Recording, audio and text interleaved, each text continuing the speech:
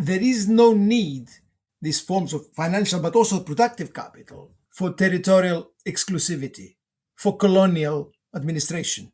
There is no need for that because the interconnection between the financial and the productive capital is so great and pivots on the dollar that control can be exercised in a variety of ways that do not require a colonial administrator. And that's how much of the power of the core expresses itself over other parts of the core and the periphery. Very, very, very important to understand that, because people automatically think if there is imperialism, there must be colonies. No need for colonies. Colonies are expensive. If you can control without colonial administration, you do. But control there is.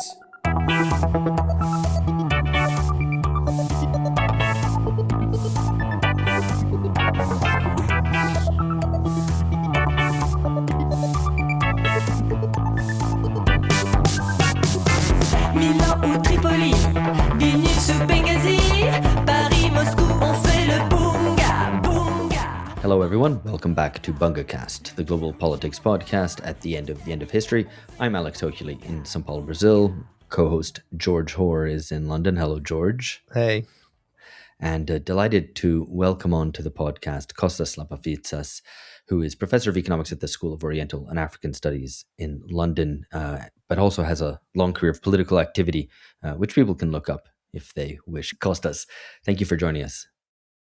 My pleasure, and look forward to our discussion. Yes, likewise, because Costas has an essay in the New Left Review at the start of this year called A Topography of the New Dollar Imperialism. It briefly situates us in the history of theories of imperialism from Hobson and Lenin all the way to late 20th century formulations.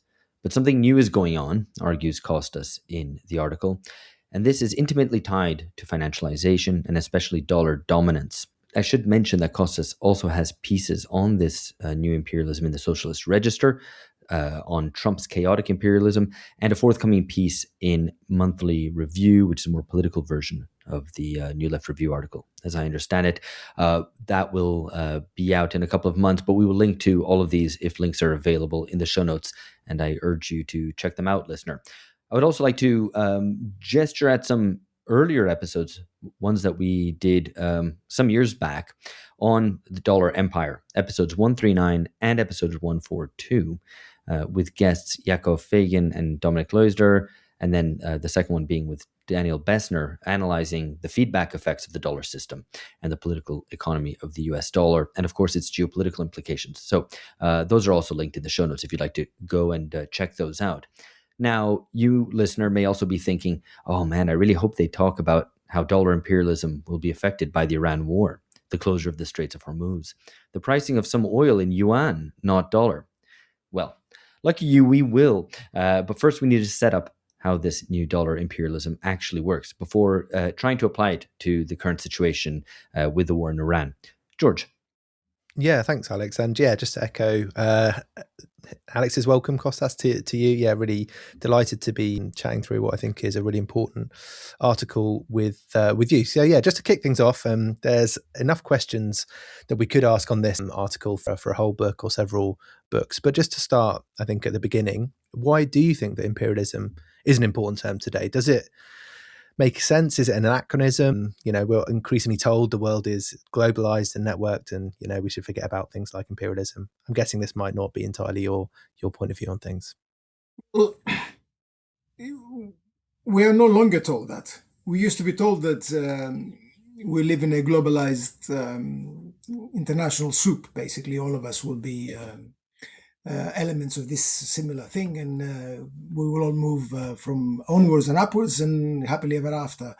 And we've been told this for many years. And during that time, when this was dominant, the globalization narrative was dominant, imperialism fell by the wayside.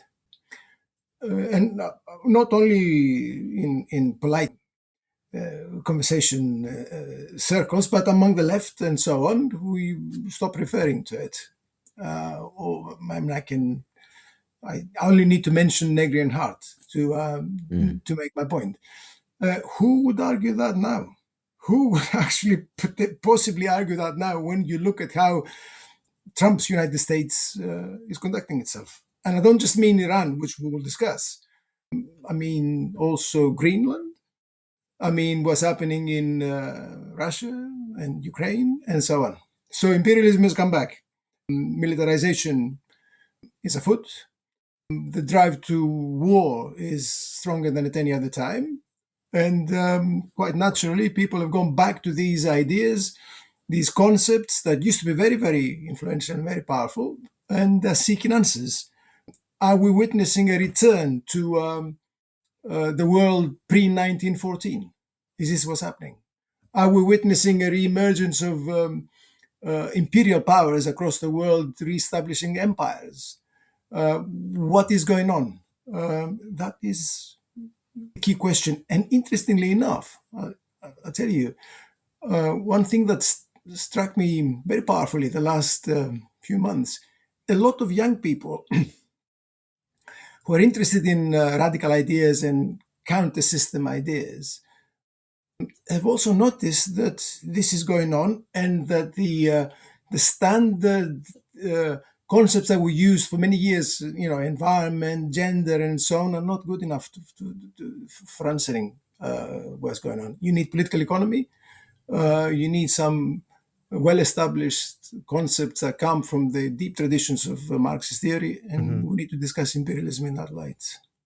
So no, I think it's a good way to frame it. I don't think I probably represented the straw man globalist type very convincingly, and it does seem like that perspective is probably fallen by the wayside. So the starting point of your analysis of the new dollar imperialism is that the two, so financial capital and productive capital, are interlocked today in extremely important ways, and I think it is really helpful to start with the basics, particularly since, as mentioned to you previously, this piece does feel like it's trying to lay out a framework, and which is then applied elsewhere. So maybe could you just talk us through that kind of starting point of the interlocking and the complex and relationship between financial and productive capital? Let me first of all say that imperialism is a very complex historical phenomenon, right? It goes back a long way. And it's very easy to fall into kind of historical generalizations when you talk about it. And let me first of all say that I don't believe that there can be a general theory of imperialism that explains what's happening now, what used to happen 100 years ago, 300 years ago, or in the days of Alexander the Great, right? Or whoever. I don't think that you can have a theory that does that. Here we're talking, from my perspective, about what I like to call capitalist imperialism. In other words, the imperialism that we see in a dominant global capitalist system, the drive to war, the expansionism, the national oppression, and so on.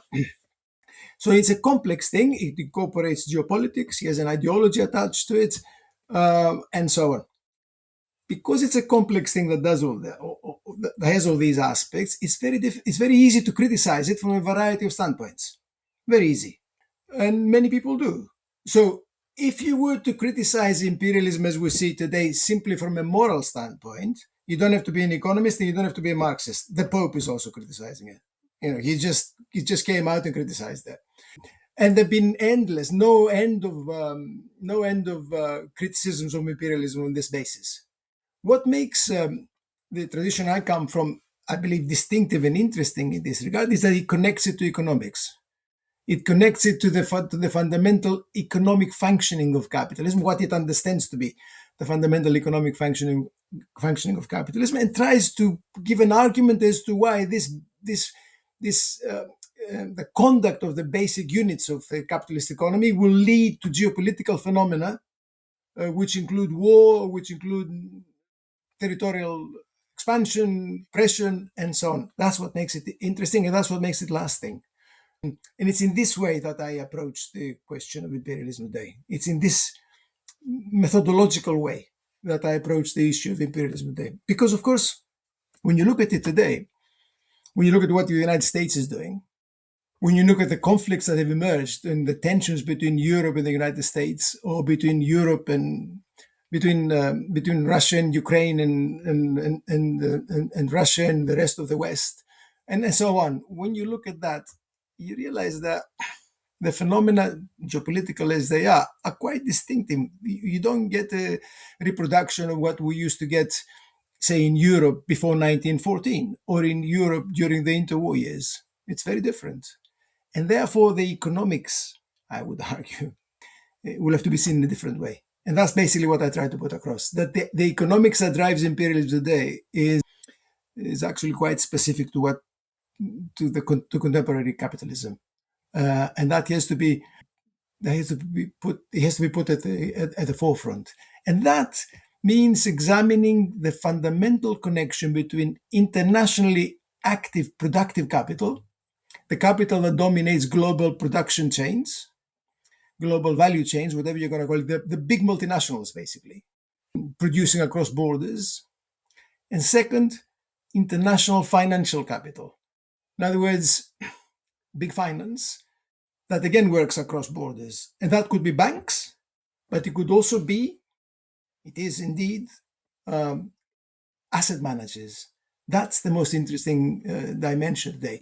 The huge asset managers that have become the giants of international finance. So if we're going to say something about contemporary imperialism and its economic foundations, we have to root it in the connection between big business operating internationally, producing across borders, and big finance operating internationally and producing across borders. And it's in the interconnection and the interrelationship that you'll find, I believe, the roots of imperialism.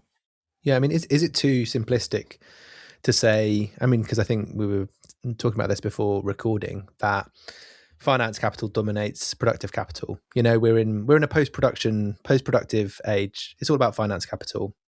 That's not the case. Yeah. That is quite simplistic on a number of levels, and that is to misread what's happening across the world by looking at it from the narrow perspective of some Western countries, particularly Britain, in which productive capital is basically collapsed or is effectively diminished dramatically. Historically, this kind of approach has emphasized the dominance of finance over production. And this is an approach that originates in the great economists of the Marxist economists of the early 20th century, late 19th century, Hilferding being the main one, Rudolf Hilferding, who basically argued that big banks, monopolistic banks, have become very closely intertwined with big monopolistic producers, and they dominate them. And they set the rules of behavior for these big producers. And indeed, the combination of the two has created a new type of capital, which he called finance capital. In other words, this fusion, this amalgamation of the two. Hilferding was taking his cue from the main economists of his time, primarily Germany and Austria. And his analytics fitted with that. And that became a canon type thing in this kind of approach, that the bankers, the financiers, rapacious and exploitative and aggressive, dominate the producers, the industrialists and the commercial capitalists, and that sets the pattern for imperialism. Well, not quite today. That's not really what's happening today. That's not really how big, multinational, globally producing capital connects to big, internationally active finance. And to use an example that I like to give, there is no financial institution that tells Amazon what to do. Yeah. Or that tells Microsoft what to do. It just doesn't exist. There is a very close connection between these big businesses and big banks and big finance, of course. Very close connection. But it's not a connection of finance dominating these huge enterprises and telling them what to do. It's more a pairing of capitals who are mutually dependent, mutually they feed off each other, and both jointly taken are the most aggressive form of capital we've ever known. It's inherently international. It wants to dominate the globe. These productive companies are highly financialized themselves. Exactly.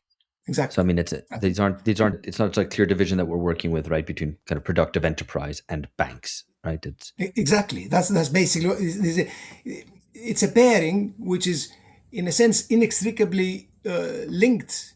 One element is inextricably linked to the other, and both of them have financial dimensions, starting from the big multinationals. They use financial markets. They have financial activities themselves. They rely on liquidity and on insurance and on working capital that can be circulated promptly and so on. Of course, there is no advanced capitalism without advanced finance, right? That's no one is saying that. The question is, what is the organic connection between the two? Imperialism today is not driven by big banks telling big business what to do. That's an old-fashioned understanding of things. It's driven by this organic link between financialized big producers, big financiers, and that connection, those organic links between the two, pivot on the dollar. The dollar is the bridge that connects these forms of capital, and that's what gives the dollar such huge power in the world, and therefore the United States such huge power in the world. So yeah, I mean, this brings us to the topic of world money. So I got back from the States yesterday, and I didn't, in the whole time I was there, I didn't touch a single greenback. I didn't actually hold one of these Yankee dollars in my hand. It was all contactless payment. But yeah, this is trying to think of a way to frame this question. But yeah, the topic of world money, the dollar, this bridge between these two types of capital, what is world money, and is it as simple as saying it's just the dollar? And if so, why is this important? No, it's not just the dollar. It's not so simple as that. The first thing to say here is this. When you're trained to think about the world in materialist terms, you tend to look at production, at consumption, at how people live, the norms of life, the practices of life, the practices of producing material life. And indeed, these are the most important things. And you kind of downplay money. You look at it as a veil over these real things. What does it matter what form of money I've got in my pocket? What matters is whether I can buy the goods I need, right? So whether you call it the dollar or the mark or the whatever it is, doesn't matter. Well, it does, because the type of money you use carries behind it an entire structure of institutions, relations, mechanisms, which stretch domestically and internationally. And the way that thing behaves affects pretty much everything the business that does and you do. So you better care about what the form of money is that you carry in your pocket, because it reflects much about the world. That's the first point I want to make. The second point is this, and it's also very important and crucially implicit in what you asked me, George. Now, there's a vast difference between domestic money and international money, world money, as you rightly called it. Domestic money is basic, fundamental to the nation state or to the sovereign state. And it's not an accident that one of the first acts of sovereignty is to create your own money. That's what states do. Because obviously it is an instrument of homogenizing the domestic market, homogenizing economic activity, providing a common reference point and a common denominator for activity in the area that the state controls, which is often the nation state, but not necessarily so. We understand domestic money, it's clear.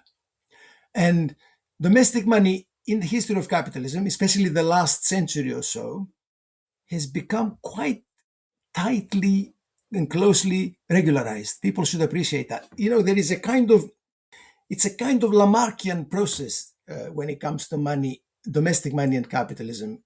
The capitalist class learns, and it has institutions through which it accumulates that learning and the experience. Universities, think tanks, the archives of the state, right? And they have learned how to manage domestic money. And it's a process that began in this country, in Britain, with the great debates and the great disturbances of the mid-19th century, and then spread across the world, that kind of knowledge. Monetary theory, basically. And they've learned how to do it, and they are reasonably competent at controlling domestic money because the power of the state allows them to do it in the domestic context. Mm-hmm. World money, international money, is a different kettle of fish. There you see the global dimension of capitalism, which is competitive, aggressive, and fundamentally anarchic. There is no state that extends globally. There is no homogenization of terms that applies to economy globally, and that is reflected in how monetary affairs are conducted, because in the end of the day, businesses that operate internationally still need a common denominator. If you're a globally active capitalist, you need something in which to measure value, you need something through which to exchange value, and you will need something in which to make payments and accumulate value, store it, because otherwise you cannot operate globally. That's what world money does. World money, in other words, is the true connector of big businesses and states on the world level, in the world arena. And it's very different from domestic money. Nothing regularizes and controls it the way it happens with domestic money. Now, historically, this is tended to be gold, right? It has tended to be the metal, and it operated blindly. That has stopped being the case for more than 100 years now.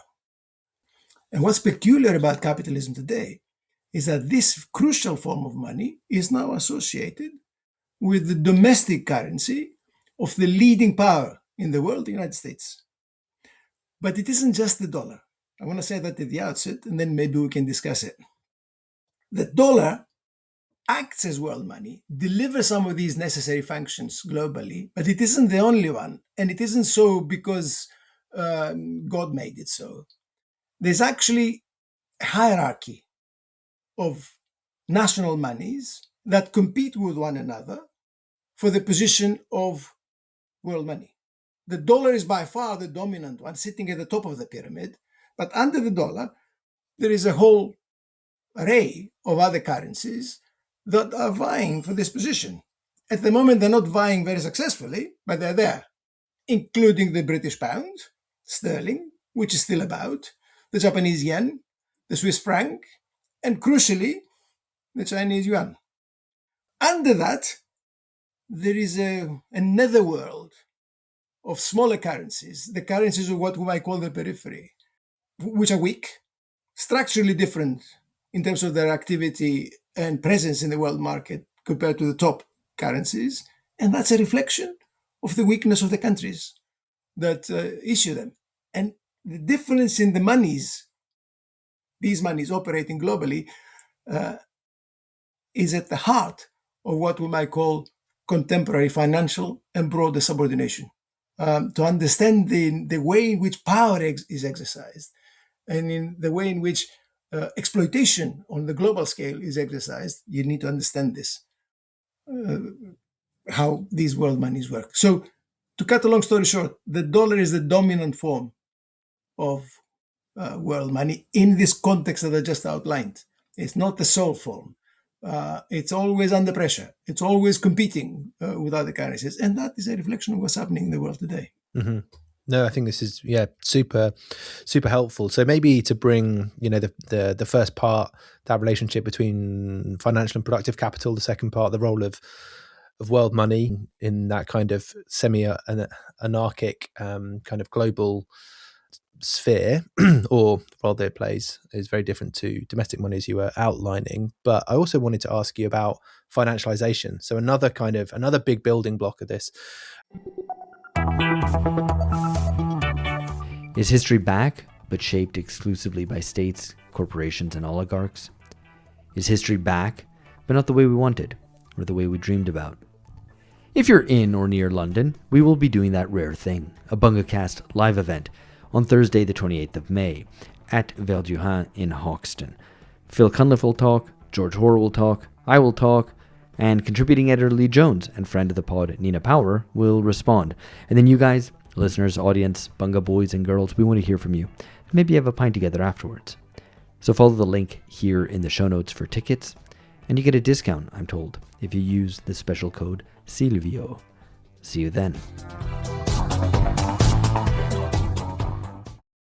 You see the rupture of the global financial crisis of 2007 to 9, which we've talked about a lot on this podcast, as a transition point from what you call financialisation Mark 1 to financialisation Mark 2. So at the risk of asking you to summarise in a few sentences the last 40, 50 more years of economic history, what is the difference between these two sorts of financialisation, and why is it important?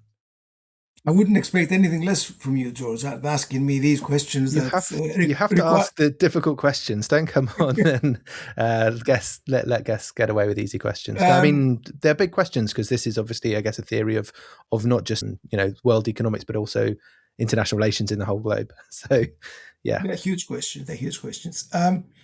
Let me put it this way, and since you're starting with a bit of history, and which is very important, and I suspect we will be taken back to this type of history when we talk about Iran. Really, the story begins in a crucial way with the huge oil shock of 1973, the collapse of Bretton Woods, which was the previously existing way of managing international monetary affairs that prevailed after the Second World War. So what happened in 1971-73, and the telling point was the first oil shock, but then again in 1978-79 with the second oil shock, which was associated with the Iranian Revolution also, was the abandonment of the link with gold. World money stopped being connected openly and practically with gold, and the dollar emerged as the practical form of world money. Financialization gets some open space after that. It's this that makes the global growth of finance possible. It doesn't make it happen, but it makes it possible, right? Because global finance can emerge now without the constraint of the metallic money, the constraint of the yellow metal, the thing that comes out of the bowels of the earth. Money can now be created by institutions, right? Central banks. And we enter a period of explosive growth of finance, especially in the 1980s and 1990s, which is well documented, which is financialization, discussed openly in the literature. I call it financialization Mark 1. That kind of financialization pivoted on big commercial banks, the reference point of finance, which remained crucial to the financial system. I'm going to stress that, right? But they were the reference point of finance, and they became more and more internationally active. And they're American banks, by and large. I stress this because we need to understand the geopolitical dimension as well. They tend to be US banks. Now, these banks, as part of financialization, became less engaged with financing production and investment at the core of the world economy. The big business that we discussed before, which became increasingly globalized, did not really rely on these banks to finance long-term investment. In fact, it didn't really invest particularly itself in the centers of the world economy. It globalized investment. It sent productive capacity abroad. These banks then began to move into lending to households, spreading the tentacles of finance across society, making profits through financial markets, extracting profits through speculation in financial markets, and housing became a very, very important part of that. Mm-hmm. And we went through decades in which this type of finance expanded, became prevalent, and very profitable for financiers, and also for anyone involved actively with that kind of universe. It was also a world that tended to create crises, regular or rather frequent crises domestically and internationally. There's a large number of crises. I don't need to go through the list for the purposes of this. Only to mention that the biggest and most decisive one was the crisis of 2007-2009. That was a landmark event. It was a landmark event because it signaled that this mechanism of expanding globally and finance and sending capital and lending abroad and speculating in real estate and the stock market and so on through banking activity came to an end. It came to an end because the bubble was enormous. The big commercial banks were hit between the eyes. Institutional change took place. The state can always affect the functions of finance by changing the institutional framework within which it works. And the profitability of banks, that's the crucial thing, took a direct hit. It took a direct hit for a simple reason, and I want people to understand that because profitability is crucial. Capitalism without property and profits means nothing, right? It took a direct hit for a very simple reason. Banks made profits in two crucial ways. The first and most important is the difference between the lending rate and the borrowing rate. The bank is an intermediary. It lends to producers, consumers, households, and also it borrows, right? You deposits, basically, and other forms of borrowing. The profit of the banker is the difference in these interest rates, the spread, right? The bank also makes profits from speculation and from transacting in open markets. And that became very important. Fees, commissions, and what have you. Now, after 2007, 2009, interest rates, through the intervention of the state in order to rescue the financial system, went down to zero. Well, if the interest rate is close to zero, the spread with the bank cannot be very big, you understand? So the difference between the lending rate and the borrowing rate cannot be very great. So the profits of the bankers took a hit. And that was really the exhaustion of financialization Mark I and the end of that mechanism that I summed up. And then two things happened. The first I've already alluded to. The state emerged as a pillar of the system. And it emerged as a pillar of the system by driving interest rates down to zero and keeping them to zero for 10 years, right? Until the pandemic shock 10 years, more than 10 years later, right? It did so through the central bank. Central banks emerged as the biggest financial institutions in the core economies, actually the biggest financial institutions ever in the history of capitalism. Gigantic central banks emerged. These are the true behemoths of the system, right? The balance sheet of the Federal Reserve, the Central Bank of the United States, exceeded $9 trillion. I mean, think about it. It's huge. The balance sheet of the European Central Bank was not much less, right? And the same with the Bank of England, the Bank of Japan, and so on. Huge central banks. And the reason why they could do that is because, of course, they could create money. Fiat money. Money with the fiat of the state behind it. That kind of liquidity, that kind of money created by the central banks is what allowed financialization Mark I not to create a total catastrophe, right? It allowed the states to intervene and rescue the bankers and the financiers, and it allowed the system to stabilize itself by creating floods of liquidity, right? The truly different phenomenon of the decade of the 2010s is not so much what bank financiers did, is what the states did. Quantitative easing, to give it this name, right? Quantitative easing.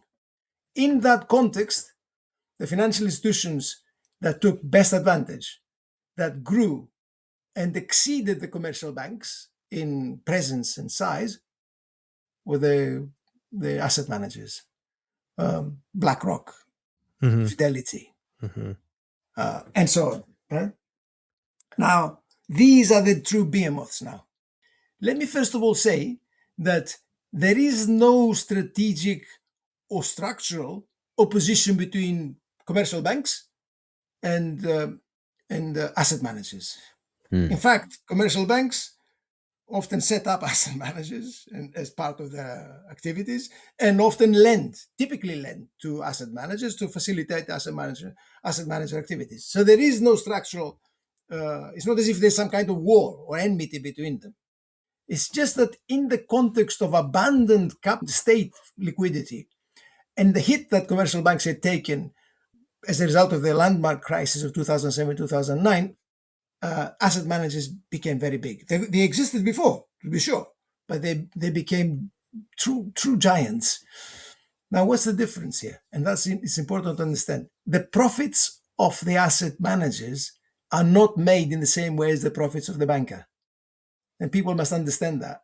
The banker makes profit by lending at a higher rate than the banker borrows, right? Collects your money, gives you something for it, and then charges the borrower more than that. That's not how the asset manager works. The asset manager is basically a portfolio manager. Doesn't lend directly. The asset manager buys securities. There must be plenty of securities for the asset manager to buy. Bonds and equity, shares, right? Where does the asset manager get the money from? The asset manager sells policies.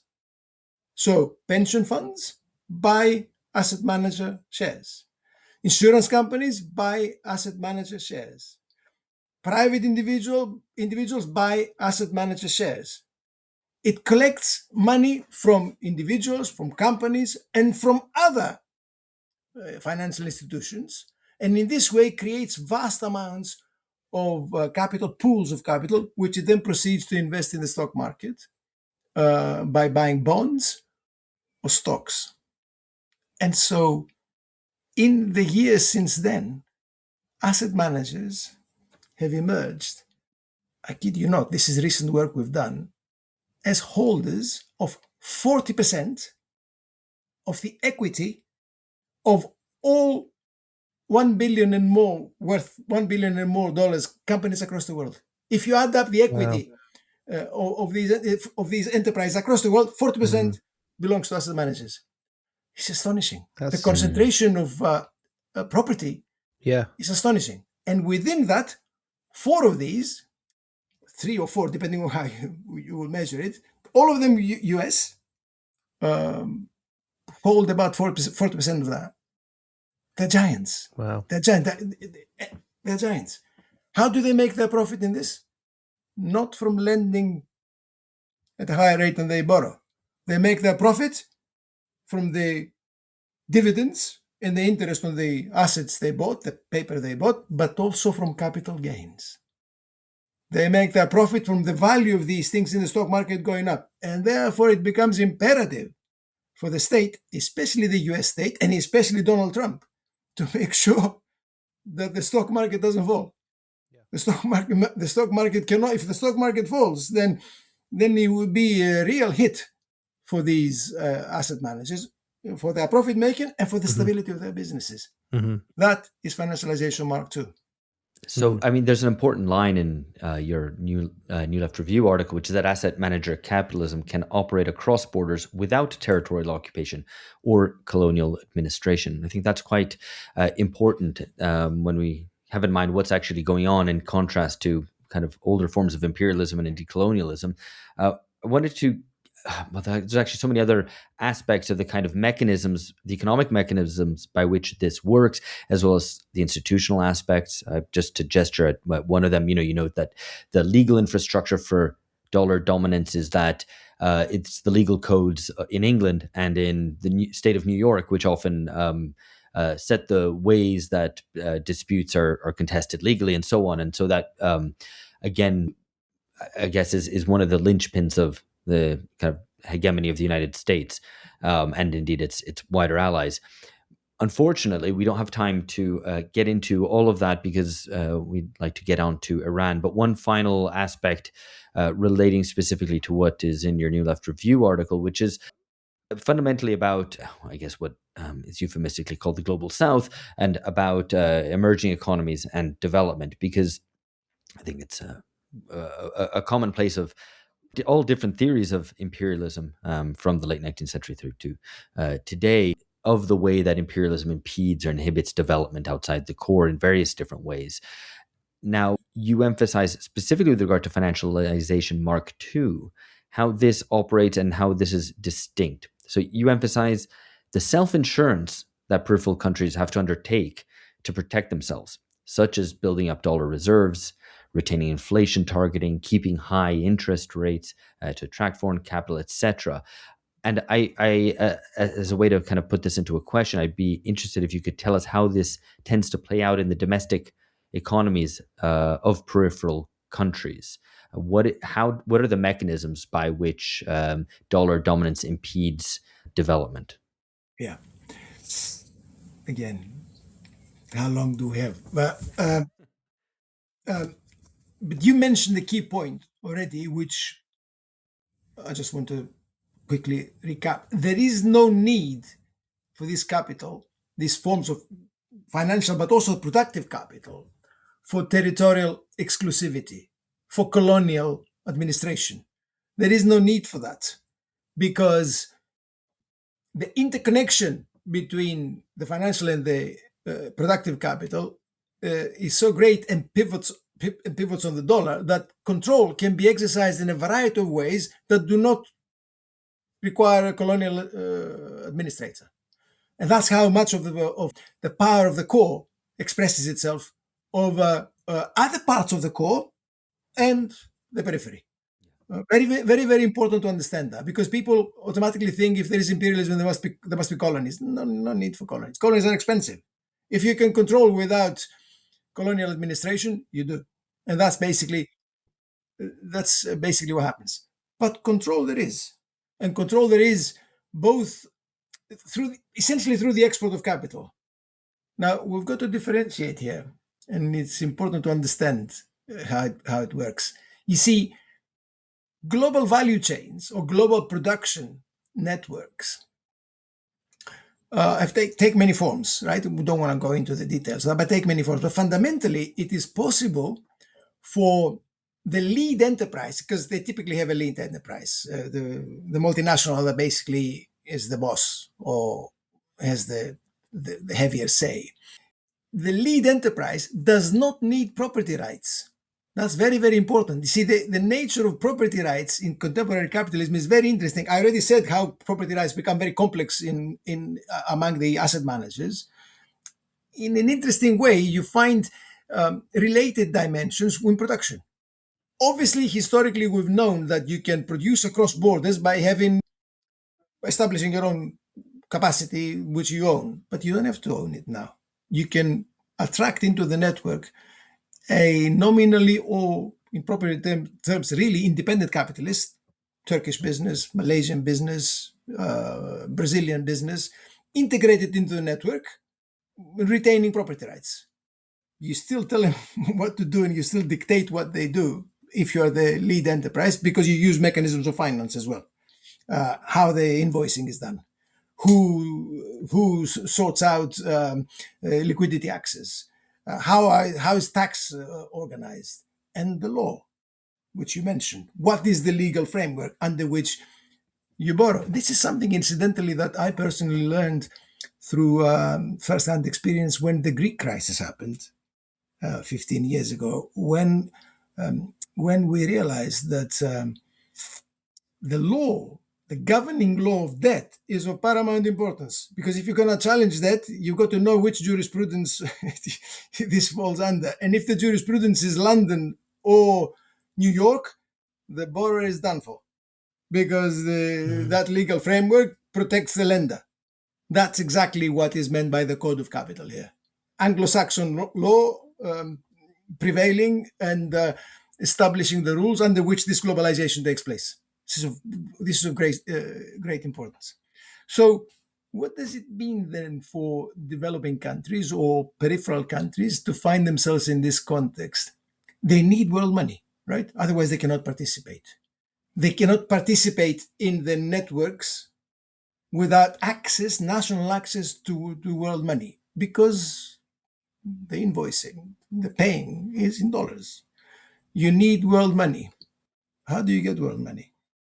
There are two ways. One is to accumulate it and keep reserves. And they all do. Because that's the only thing you can do in this system. Because nobody is going to give them to you because you're not developed. Nobody's going to do you any favors. So you need to accumulate them. Or if you haven't got them accumulated, these dollars, the Federal Reserve needs to give it to you. Because the Federal Reserve is the ultimate source of dollars. That's where liquidity comes from. And that's how the system works. Now, if you need to accumulate dollars, how do you accumulate them?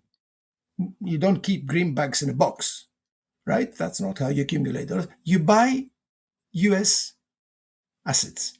financial assets. And the main financial asset is, of course, or the pivotal financial asset is, of course, United States instruments of debt, treasury bills, and associated instruments issued by the large housing enterprises, which are housing institutions, which are basically backed by the US state.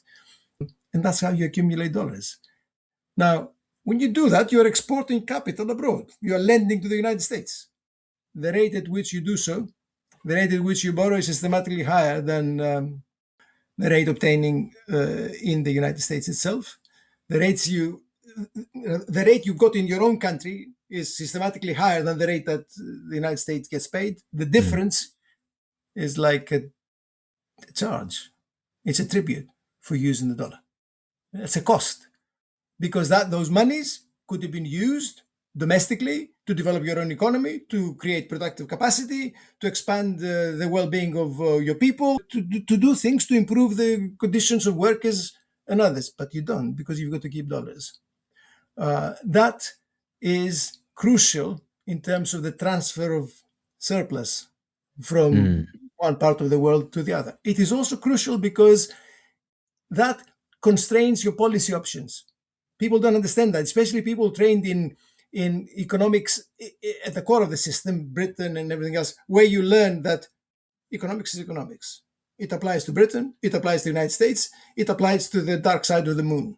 It doesn't, right? If you're trained, the economics and the way it works in the United States, which produces the dollar, or even in the case of Britain, which has the sterling, which is just a couple of ranks below the dollar, is not how Brazilian economics works. And it's not how Argentinian economics works, because there the first thing you learn is what matters is the exchange rate. In other words, what matters is what happens to the dollars you're keeping relative to your own currency. And you realize that this is a very constraining thing, because you cannot do what you want to do for domestic development. You cannot do what you want to do for spending for the poor, because the exchange rate tells you what to do. Not only this, if you're going to take part in the international transactions that your own capital wants, because it isn't just your own state, it's your own domestic business wants, then you better make sure that the policies you adopt and the way you operate is consonant with what big business wants and how big business operates. You better conform. And you better conform with the international organizations. You internalize that. That's how neoliberalism has worked.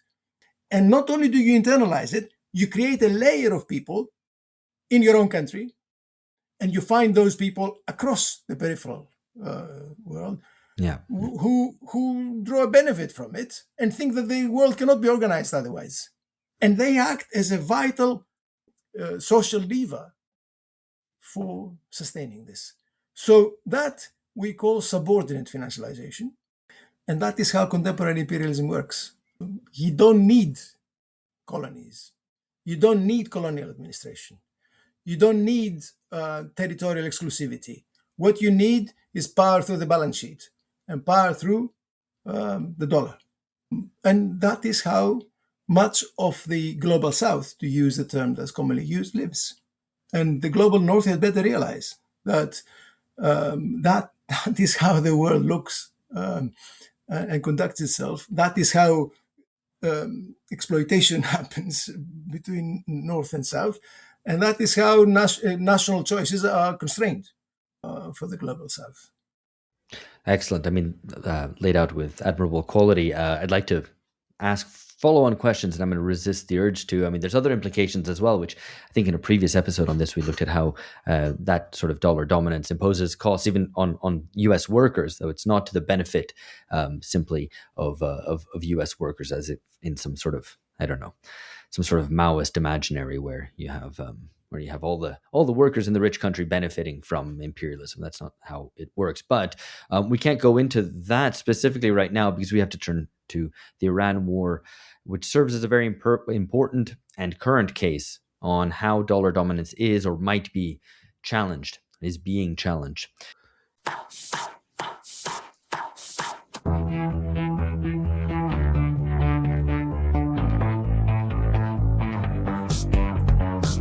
Thanks, Costas, for laying that out. And I think it's helpful to move on to, I guess, a kind of an application, or although it's not too far from the real world. That's not what I'm suggesting. It's just there's a lot of different parts in the framework, and it's, how does it work in practice? So before we were kind of discussing this episode, and you said that you thought what's happening in Iran is a kind of perfect match for for the account of dollar imperialism. It's the dollar and the F-35.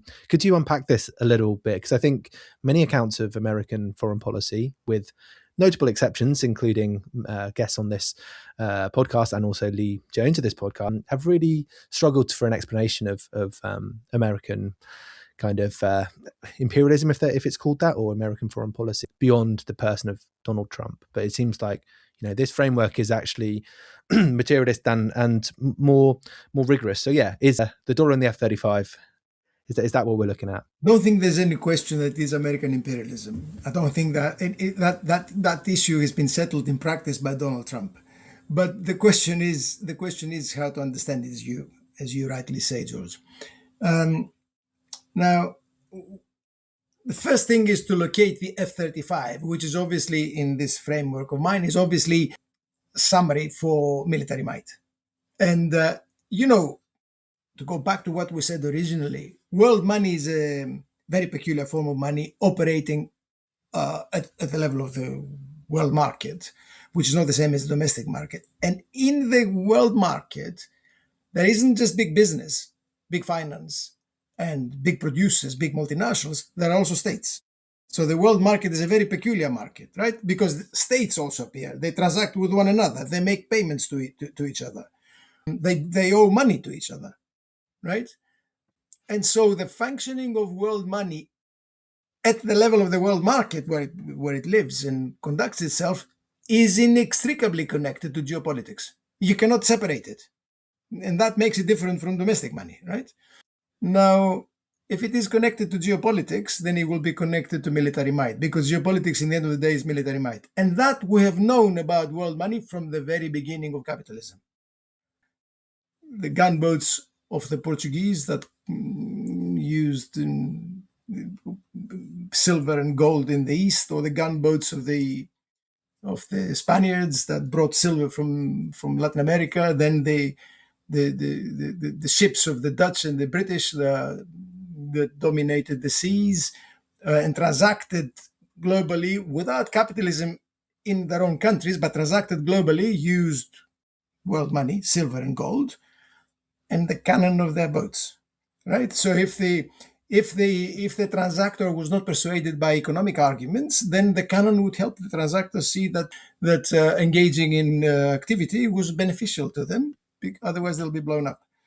So the reason why I'm making this point is that, and it's actually originally mentioned in some of the when we opened this up, trade is not a peaceful activity. Those who think that trade is a peaceful activity, they haven't actually thought about it, or they haven't read enough about it. Trade is an inch away from war. When you meet someone in the open seas and trade with them, you could trade if there's a common language, which means a common money, or you can blow them out of the water, right? And if you can, you will. So military might is the last port of call for the functioning of world money. Has always been. And the other way around. Access to world money is the sinews of war, as the statement and the saying has gone for a long time. You need money, access to world money, if you're going to be globally powerful. That's how you maintain a navy. That's how you pay for armies across borders and so on. You cannot separate the two. And that's how you transact and subsidize or blackmail other countries. It's as old as the trees, right? So that's the first thing to say about the dollar and the F-35. It's not new per se. What is new is the way in which it works today. The United States, in this context, is an unusual imperial power. People think that the United States never had colonies. I'm sorry, but I will disabuse them of this notion. The United States has had colonies, and it did take part in the colonial expansion of the capitalist world in the late 19th century and early 20th century. Ask the Puerto Ricans, ask the Filipinos, ask the Cubans, right? So it's not as if, because a lot of people think, it's the democracy of North America, no colonies. Well, not quite. But it's true that in its imperial pomp, it didn't really need colonies, and it didn't really need ever a military force that will support the dollar in the same way that military force supported the dollar, supported world money elsewhere. To cut a long story short, the United States has always been a naval and an air power, always. And as a superpower, it has always been hugely powerful in the air, including missiles and so on, and with the Navy. Now, what has happened the last 20 years, and it's been consonant with financialization Mark II, is that as Mark II emerged, the global owners of assets, the world has come to realize that the centers of productive capitalism, not the asset holders, but where value is produced, in other words, the centers of production, have shifted away from the historic core. And that is part and parcel of the globalization of productive capital that I began with. It isn't the only cause. The reason why these independent centers of capitalist accumulation have emerged across the world is first and foremost domestic. It's always domestic. Capitalism is always domestic. It's the domestic class struggle that does it. But you cannot deny that the movement of productive capital globally has facilitated the process. And China is the main example. But it isn't just China. Brazil is another case. India is another case. South Africa is a kind of demonstration of it. Even Turkey, to a certain extent, is a kind of example of that. The United States found itself in this decade in a very peculiar position. It dominates world money. It dominates global finance. It has the largest multinationals with the strongest presence in the global production networks. He has the largest army and navy, the biggest military force in the world. But the United States as a national formation, as a country, is no longer productively dominant. In 1945, 50% of the world's manufacturing output was produced within the confines of the United States. Today it's 10%, just over 10%. Because capital has moved away and because other production has emerged elsewhere. So it found itself as productively inferior to other countries and clearly to China. That's the workshop of the world, as we all know, China. It also found itself as inferior to China in terms of commerce. People don't understand that often. Because the United States was the largest trader until quite recently. If you add imports and exports together. China is a bigger trader now, in volume terms, if you add exports and imports, but also in terms of the density of connections. It trades with more countries. And that's important, right, for the position of a country. So the United States finds itself in this highly contradictory position. That is an outcome of the path of globalization and financialization. And that, incidentally, goes together with the point that Alex made previously. The domestic working class, the American working class, has not benefited from this. That is the other side of the coin of the impoverishment of the American working class. Because as capital went abroad and as investment declined in the United States over many, many years, infrastructure became worse. Wages were systematically pushed down to ensure some profitability for US enterprises domestically. And so on. The state of American megacities is clear. You just have to visit them to see it. That's the other side of the coin. So the complex position of the United States globally corresponds with the weakness of the working class domestically. They are both outcomes of contemporary US imperialism. There is no worker aristocracy in the United States. If there is, please let me know. I would like to meet it. It doesn't exist. Yeah. So the United States finds itself... The United States finds itself in this position, and he has challenges now as a result. He has those who produce independently, such as China, and trade, including India and other countries, which are significant. And it doesn't have a land army that can also deliver defense of its imperial power. So he has to confront the challenges by drawing on what it has. And that's what he does. he has transformed itself from the hegemonic power. It is no longer the hegemonic power. Because the hegemon sits above the fray. That's what makes the hegemon. You sit above the fray and you set the rules of the game and you let the lesser children fight it out and you tell them what to do, so long as they do it within the confines that you've set, right? That's what hegemons do. And everybody knows that. That's not what the United States does anymore. The United States is just the biggest player. It's the most aggressive player. He comes out and says, you do that or I'll bomb you. But then he hasn't got the land army, he hasn't got productive capacity, and he hasn't got trading capacity to do it. And that's the nature of contemporary imperial contestation, if you ask me. Yeah. That's what Iran reflects. Well, very good. I believe we have time for maybe one last question. And to round this out, I mean, you've already hinted at it just now, but there's been a lot of debate recently about hegemonic transition or hegemonic deordering. And then as a consequence, whether this is multipolarity, this is some new bipolar order with China on one side and the US on the other side. We've argued on this podcast, and I think in particular Lee Jones has argued on here, that we're moving to an apolar world order. Anyway, there's various ways to conceive this, or even to draw little diagrams if you wish, but that's not what I want to do here. I wanted to, as a way to draw this to a close, we've looked at, I mean, you've already mentioned the way that, I mean, the US has basically kind of committed an own goal. Do you commit an own goal? You shoot an own goal? They've done an own goal? Strange. They've scored an own goal. I'd forgotten how to talk about football. Strange. They've scored an own goal, obviously, in allowing Iran the conditions to activate the Hormuz weapon, which is of massive import. But Costas, you also talk about the way that Russia has, to an extent, been able to withstand sanctions, albeit within the kind of particular conditions of Russia, of kind of a strong state which is able to kind of order and coordinate things, but been able to survive outside the dollar system, cut off from various forms of international banking, SWIFT, etc., etc. These are maybe the cracks at the edges of dollar dominance. But how do you see this leading towards, as you put in the article, the hegemon retains world money dominance, but facing eroding productive primacy and constrained military freedom of action. So these growing forms of contestation to dollar dominance, obviously, well, let me put it bluntly, is this leading to World War III? Yeah. The $64,000 question. That's too cheap. It's far more than that. But it is in dollars, which is appropriate.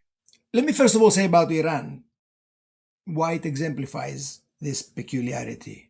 The first levers that the United States used in connection with Iran were obviously dollar-related and finance-related. Exclusion from SWIFT, exclusion from freezing of Iranian assets abroad, trade sanctions, if they could apply them, these balance sheet ways, right? Forcing the country to do what the United States would like it to do. And the United States today maintains sanctions in one form or another against 100 countries in the world. That's the first lever.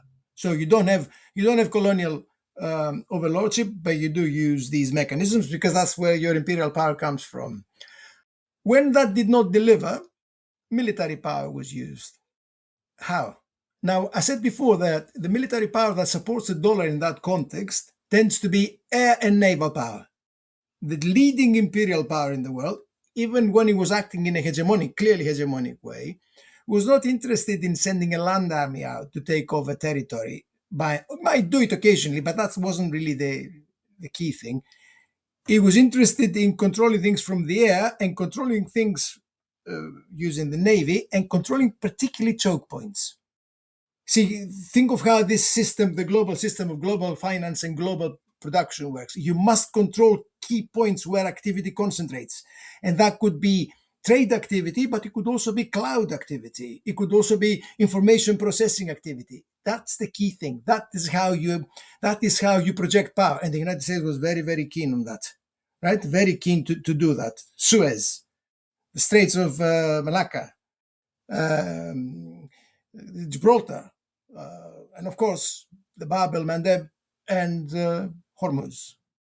Okay, Iran, and that tells you how sophisticated the Iranians are or have become, knows that full well. Full well.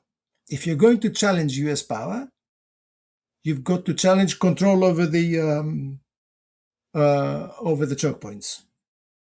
And they knew it, and they did it from the beginning. And it was clear that they were going to do it. They've developed capacity to do it. But they also showed their sophistication by saying you also challenge the rule of the dollar, because they understood that it isn't just the choke points, it is the hidden power of the dollar written in the system, which becomes occasionally explicit, that must be challenged. And so what do? There's a toll booth, a Hormuz. You pay. I don't know exactly nobody does, how it works, but you pay in yuan, because that's how you challenge the dollar, right? Or you pay in Bitcoin, because there was talk that you do that too. Both of these are highly significant, because it indicates that the Iranians, and just about everybody else in the developing world, right, understands where the real power of US imperialism comes from, and they want to challenge it. They want to challenge it directly. Will they succeed? People tend to telescope these things, People tend to telescope. They make their own wishes and desires appear as a reality. There is no real evidence that the dollar is collapsing. The dollar is still 60% of, nearly 60% of world reserves. The dollar is still the dominant currency of accounting and measuring commercial transactions in Asia. If you want to transact, if you're a Malaysian and you want to transact with the Vietnamese, chances are that you'll be transacting in dollars. Why? Because practice, that's what banks do, that's what the finance providers do, and ultimately because of the power of the US Navy behind it. Okay? Now, can the Chinese challenge that? That's the real question, right? Can the Chinese challenge that? The Chinese understand it. You should have no doubt at all. If the Iranians understand it, the Chinese understand it in spades, right? The Chinese understand it. But you've got to appreciate, for the yuan to become a real replacement for the dollar, China will have to transform its own financial system. As things stand, the yuan will never be able to replace the dollar. And you don't have to go very far. Suppose you're a Mexican capitalist and you trade with you trade with Filipinos, right? And you transact in dollars or whatever else you're transacting in. And then there comes a moment in which you think, where do I keep my capital safe? How do I keep my capital safe? Every business thinks that, right? And how do I keep my capital safe and liquid so that I can get it out and use it actively? Do I keep it in yuan? Well, do I? The banks are dominated, they're state-owned. The big banks are state-owned. The rate of exchange between the yuan and the dollar is set every morning by a small group of people at the Bank of China and some key banks, all of whom are members of the Communist Party of China, and most of them are members of the Economic Committee of the Political Bureau of the Central Party of the Communist Party of China, right? And there are regulations about moving your money in and out of the country, capital controls, which are tight and effective.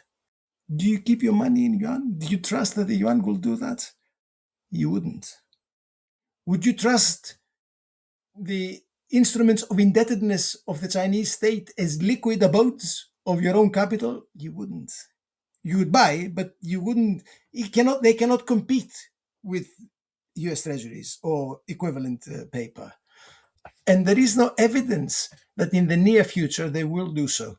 People who think that will happen monotonically, a straight line, no, they don't quite understand how these things happen. Because China will have to transform its financial system if it is to do that. And for China to transform its financial system in this direction would be a dramatic social transformation with serious costs and serious implications. And the Chinese, rightly so, do not want to go down that path, right? Because by not going down that path, they've ensured dramatic growth. So why would they want to do that? And not only this, big Chinese businesses also depend on the dollar. People don't understand that. The big businesses of China that operate globally are dollar-based because everybody else is dollar-based. right? So the power of the United States in finance and the dollar is residual, but it's there, and the United States will use it systematically, aggressively, and without compromise. The same for choke points. The United States will never accept Iranian control over Hormuz without suffering a defeat, a major defeat. I don't believe it. I think that it might happen, and that will be a major defeat for US imperialism, but that would require far more than we've seen so far for the United States to accept that, because it goes right against the logic of US imperialism. Now, can they preclude Iran from doing that?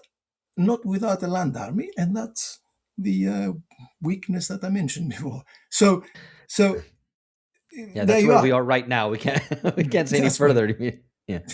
Yeah. So that's where we are. So to cut a long story short, to go back to where I'll finish with this. In my judgment, since 2007, 2009, as the world shifted, we've entered an interregnum. I've called it so in my work. We've entered an interregnum. The old order manifestly doesn't function the way it used to. The United States is not hegemonic in the way in which it used to be, clearly. But the new order is not really being born in any significant, recognizable way. This is not a multipolar world. There is no power that can do what the United States does, remotely, right? This is a constrained unipolarity. It cannot do what it used to do, but it still does a lot more than anybody else, and there's no one that comes anywhere near. And the others are rising and have to manage. It's a deeply unstable world. It militarizes, to go back to what we started with as a result. It militarizes. It seeks to acquire aggressive capacity. It knows that a new world is about to be born, but doesn't know what form it will take. And the threat of war today is bigger than at any time in my lifetime. And the reason is that ultimately it comes from economics. You see, I grew up in an environment in which the Soviet Union contested the United States. And there was a threat of war, of course, nuclear war. But the contestation was never economic. The Soviet Union never had the capacity to contest the United States economically. It was political, ideological, and military. Today it's fundamentally economic. And in that way, it resembles the world pre-1914. In that way, it does that. And therefore, the risk of war is very, very great, very real. Will it happen? No, I don't want to say there's no inevitable logic to this, but we've got to recognize the pressures and the tendencies. And for me, as I said already, that is a real threat to world peace and obviously to civilization, because if it becomes nuclear war, that will be the end of us. All right. There's not much to add to that, but Costas, thank you very much for joining us for this. I think it's been hugely useful in laying out the logic of financialization Mark II, dollar dominance, and its erosion, but perhaps not as eroded as some people think or some people would like to believe. So that's interesting and to be pondered on. Another time, perhaps you'd like to join us in the future to do so, but that's it for now. It's been a delight to have an intelligent and in-depth conversation. I hope that whoever watches it will find it interesting and useful. And I look forward to further discussions ahead, because I also enjoyed it.